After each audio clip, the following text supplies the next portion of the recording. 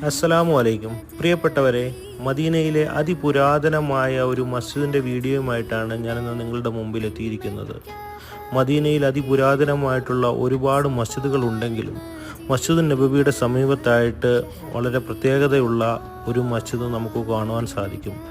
റൗള ഷെരീഫിന് തെക്ക് പടിഞ്ഞാറ് മാറി 250 മീറ്റർ ദൂരത്തിലുള്ള ഈ മസ്ജിദാണ് മസ്ജിദുൽ അബൂബക്കർ സിദ്ദീഖ്.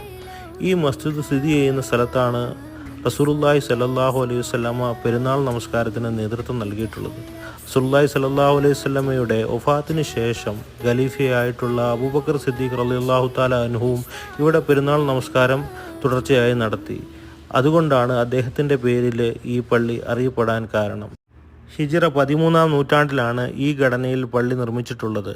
ഈ പള്ളിയുടെ സമീപത്തായിട്ട് മറ്റ് രണ്ട് പ്രധാനപ്പെട്ട പള്ളികളും നമുക്ക് കാണുവാൻ സാധിക്കും. മസ്ജിദുൽ അലി ബിൻ അബി താലിബും